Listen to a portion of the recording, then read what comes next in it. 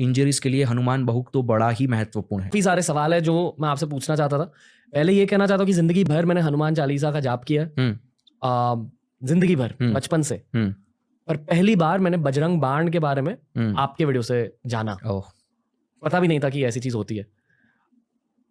जिस दिन मैंने बजरंग बाण के बारे में जाना, उसके एक हफ्ते बाद मेरी एक बहुत गंदी शोल्डर इंजरी हो गई रैंडमली। मतलब कुछ मैं गिरा नहीं, कुछ एक्सीडेंट नहीं हुआ, पर शोल्डर पूरी तरह से इन्फ्लेम हो गई, टेंडनाइटिस हुआ। जब मैं फिजियो के पास गया, फिजियो ने कहा कि ये ओवर टाइम हुआ है, क्योंकि मतलब 16 साल की उम्र में मेरी सर्जरीज हो गई थी शोल्डर पर, तो परमानेंटली वीक जॉइंट है मेरी बॉडी की।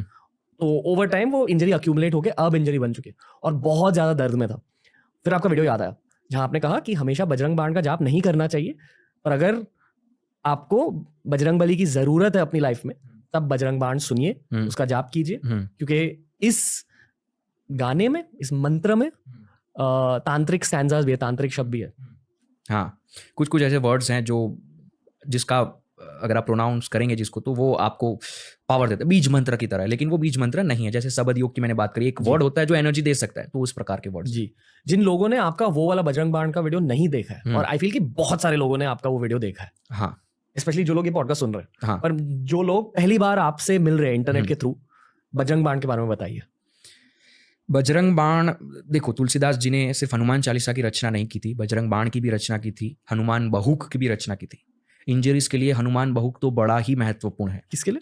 इंजरीज, अगर आपके जीवन में कोई है, कोई रोग है, कोई डिजीज है जिसको आपको क्योर करना है, the last option Hanuman Bahuk. Tulsidas ji जब बहुत पीड़ा से गुजर रहे थे, तब उन्होंने हनुमान बहुक की रचना की थी और उनकी पूरी बॉडी हील हो गई थी। वो उनके लास्ट स्टेज की बात है लाइफ की। तो हनुमान बहुक लंबा है, छोटा नहीं है हनुमान चालीसा जैसा। उसको पढ़ेंगे तो उसमें तुलसीदास जी ने अपने पेन का वर्णन किया है और कैसे वो पेन हील हुआ, उसका एक्सपीरियंस का वर्णन किया है। और वही खुद एक कॉन्सिक्रेटेड बहुक बन गया। कॉन्सिक्रेटेड का मतलब सिंपल वे में कहे तो कोई भी ऐसी चीज जो किसी ने इस्तेमाल करी और उसकी वजह से वो पावरफुल हो गई, दैट्स अ कॉन्सिक्रेशन। अगर मैं अभी कोई मंत्र अपने अंदर से निकालता हूँ, किसी को देता हूं, तो वो मेरा कॉन्सिक्रेटेड मंत्र है। गले में रुद्राक्ष पहना है, रुद्राक्ष का एक बीड तोड़ा और कोई मंत्र मेरे पास है, उससे मैंने उसको एनर्जाइज किया, तो वो कॉन्सिक्रेट हो गया और वो मैंने उसको दे दिया, तो वो सामने वाले इंसान को उस प्रकार से हेल्प करेगा। इसी प्रकार से हनुमान बहुक भी एक कॉन्सिक्रेटेड स्टैंजा, लाइन्स, वर्ड्स हैं। बजरंग बाण भी उसी प्रकार के वर्ड्स हैं। लेकिन बजरंग बाण में क्या होता है कि तंत्र पर्सपेक्टिव से बात करें बजरंग बाण की, तो धमकियां दी जाती है। तंत्र अगर हम देखेंगे ना, तो तंत्र में ये होता है कि आप भगवान के साथ ऐसे बात नहीं कर रहे हो कि वो भगवान है, आप उनके साथ फाइट कर रहे हो, आप उनको डांट रहे हो। आप ब्लैक मैजिक में अगर देखोगे तो भगवान को, मैं ये कहना तो नहीं चाहता, लेकिन गालियां भी दी जाती है। तो उसी प्रकार का हनुमान बजरंग बाण है, जिसमें भगवान श्री राम की उन्हें कसम दी जाती है कि आपको उनकी कसम है, आप आइए और मेरी मदद कीजिए। और श्री राम तो हनुमान जी के लिए बड़े महत्वपूर्ण है। तो उस प्रकार से बजरंग बाण काम करता है। और बीच बीच में कुछ ऐसे वर्ड्स हैं जो खुद एक कॉन्सिक्रेटेड वर्ड्स हैं जो आपको हेल्प करते हैं। तो इस प्रकार से पूरा बजरंग बाण है। मुझे बहुत ज्यादा ताकत मिली है बजरंग बाण से, बहुत मिलती है। मुझे दुख इस बात से महसूस होता है कि मैं हर दिन नहीं सुन सकता बजरंग बाण। बिल्कुल, और सुनना भी नहीं चाहिए। नहीं, मैं तो ये कहता हूँ हनुमान चालीसा भी लोग करते हैं रोज, दैट्स गुड। लेकिन हनुमान चालीसा, आप देखिए हनुमान जी को क्या कहा जाता है, वज्र। वज्र यानी कि हार्ड। हनुमान जी को हार्ड बताया जाता है।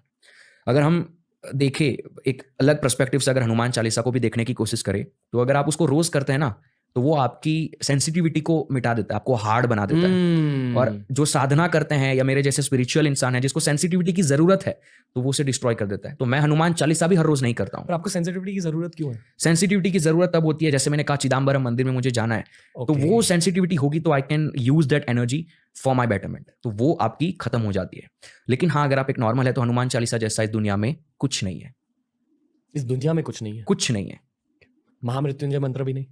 वो मंत्र है ना, मैं लाइंस की बात कर रहा हूँ। मंत्र अब सब लोग, किसी को अगर इनिशिएट नहीं किया, अगर किसी को ठीक से प्रोनाउंस करना नहीं आता है, तो वो गलत बोलेगा तो मंत्र काम नहीं करेगा। हनुमान चालीसा में आपसे कुछ गलत भी हो गया वर्ड्स में, it will work for you, क्योंकि वो मंत्र नहीं है, वो वर्ड्स हैं, वो लाइन्स हैं, वो स्तुति है, राइट।